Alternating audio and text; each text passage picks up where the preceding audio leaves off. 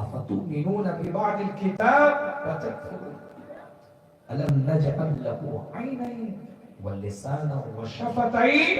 আল্লাহ বলছে বান্দা তোকে তো চোখটা দিয়েছি একটু ভেবে দেখেছিস? আলাম নাজআল লাহু আইনাইন, তোকে যে চোখটা দিয়েছি আইনাইন, দুটো চোখ দিয়েছি, তুই ভেবে দেখেছিস চোখটা কোন দিকে তাকাচ্ছিস?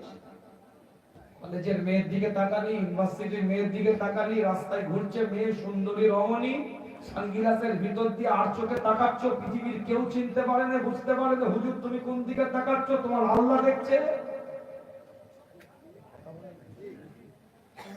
হুজুর তো একদম ফেরেশতায় ঘুরছে জামা পরে, হুজুরের আর চোখে চোখ কোন দিকে দেখছে তো কেউ বুঝবে না। আল্লাহ বলে তোকে চোখ দিয়েছি, আলাম নাজআল লাহু আইনাইন, তোকে চোখ দিয়েছি, ভেবে দেখেছিস চোখটা কেমন? ভেবেছো একবার?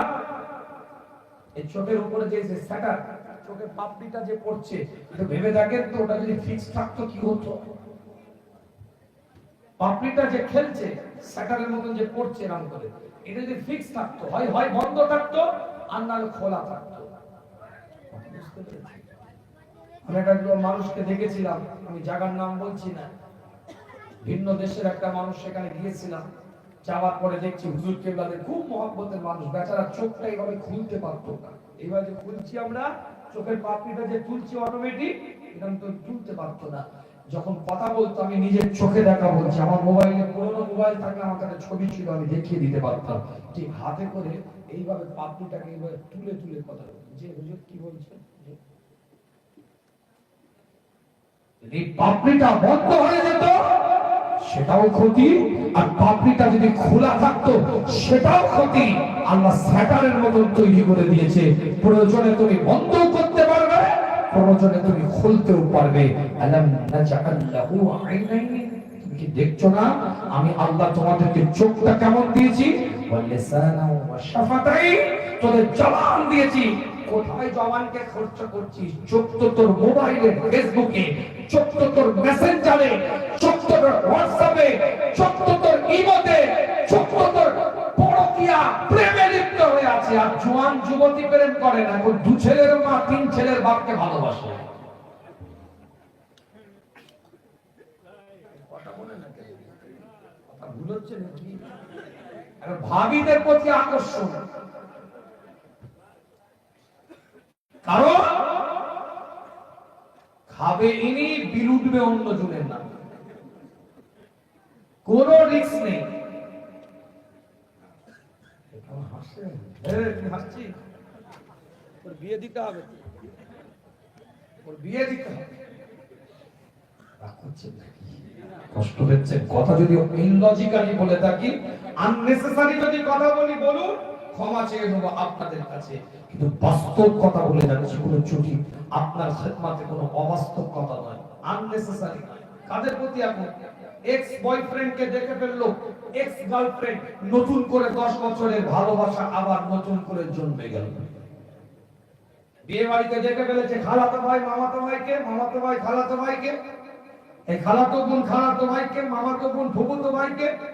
অনেক আগেকার সম্পর্ক ছিল, দুজনের দু জায়গায় বিয়ে হয়ে গেছিল, দু ছেলের মা তিন ছেলের বাপ, নতুন করে আবার ফোন নাম্বার নিয়ে হলো, ফেসবুকে পুরনো কলেজ ফ্রেন্ডদের সাথে আবার সম্পর্ক তৈরি হয়ে যাচ্ছে।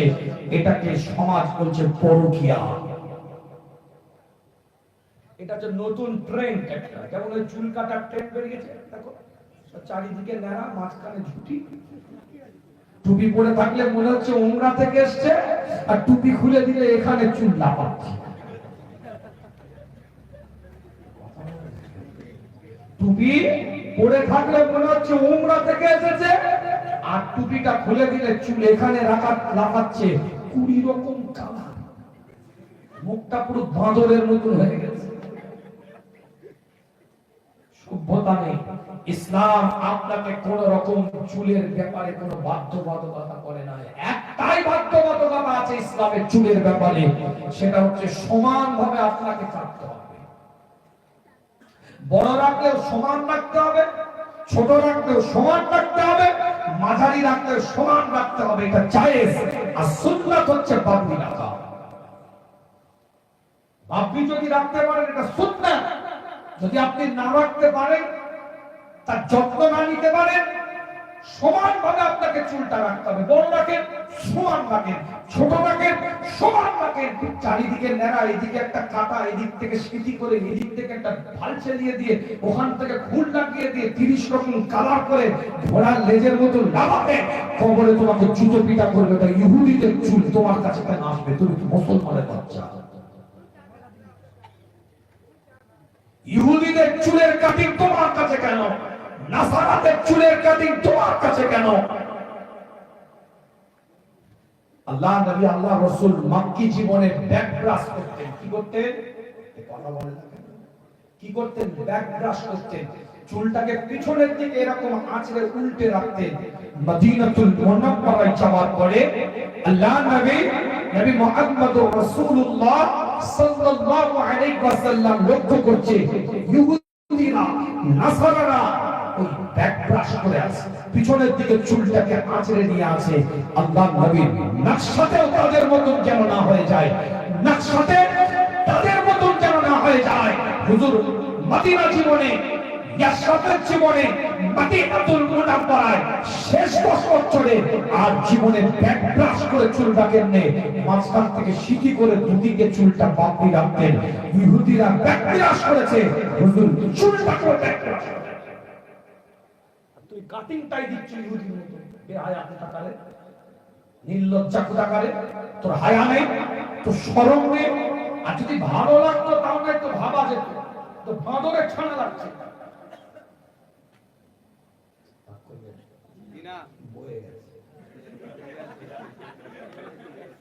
রাগ যদি করেও থাকে বয়ে গেছে। বলেই দিচ্ছি তো দাওয়াত করবি নি, দাওয়াত করলে ঝাড় শুনতে হবে, আর আমি সব দেখতে পারি না। স্পষ্ট কথা একটা, আল্লাহ পাক কবুল করেন। যে কথা বলছি আমার দুনিয়ার নিজের স্বার্থে নয়, তোমার ঈমানের স্বার্থে আর আমার ঈমানের স্বার্থে। আমি না বললে আমানতের খেয়ানত, আর তুমি না শুনলে তুমিও আমানতের খেয়ানত। আলোচনা করবো নাকি? এরকম ঝাড় চলবে কিন্তু, প্যান্ট যেমন ভিতরে আছে আমি বাইরে হয়ে যাবে হবে। একে শুনবে তো হাতটা তুলে দেখাতে দেখি, তাকবীর দেবে, নারায়ে তাকবীর। আওয়াজ শুনে মনে হচ্ছে হুজুরের উপর খেপে আছে। আবার নিজের গাড়িতে আসেনি, এয়ারপোর্টে গাড়ি পর্যন্ত দিয়েছি তো নাকি? টাইমও নেই তো বেশি, একটা আওয়াজ দেন, খুব অল্প সময় একটু আওয়াজ দেন দেখি, নারায়ে তাকবীর। বলে না কেন বলতো? সবাই মিলে একসাথে চিৎকার দিয়ে বলেন নারায়ে তাকবীর, নারায়ে তাকবীর। সিলসিলায়ে ফুরফুরা শরীফ, সিলসিলায়ে ফুরফুরা শরীফ, মাসলাকে মুজাদ্দিদ জামান, মাসলাকে মুজাদ্দিদ জামান, নারায়ে তাকবীর। জওয়ান অবস্থায় রক্ত টকবক করে ফুটছে, তার জওয়ানি তওবা করতাম কুওয়াতে পয়গম্বরি। জওয়ানি অবস্থায় বান্দা যদি তওবা করে, জওয়ান অবস্থায় রক্ত টকবক করে ফুটছে, সব ভুলে গিয়ে আল্লাহকে যদি চিনে, সব ছেড়ে দিয়ে মুস্তাফার আদর্শ যদি আদর্শিত হয়ে যায়, তার জওয়ানি তওবা করতাম কুওয়াতে পয়গম্বরি, আমার আল্লাহ পয়গম্বরের দরজা দান করে দেয়। এই যুবক, তুই সিজদা দিবি তো সিজদা আল্লাহর দরবারে এমন কবুল হয়ে যাবে, একটা বুড়ো 70 বছর 80 বছর সিজদায় লুটিয়ে পড়ে থাকবে, তোর এক সিজদা সমান তার 70 বছরের ইবাদত আল্লাহ দান করবে। সিজদা দেন একবার। মজা তো অনেক রকম নিয়েছো, অনেক অ্যাঙ্গেলে মজা নিয়েছো, সিজদার মজাটা নে তো। মাথাটা নত করে দেখ, আমার কথাটা শুনে দেখ। 41 দিন মসজিদে যা, বাজামা জামাতের সাথে 41 দিন মসজিদে যা, খোদার কসম বলছি তোর মনটা মসজিদের জন্য পড়ে যাবে, তোর কলজে মসজিদের জন্য ওয়াকফ হয়ে যাবে।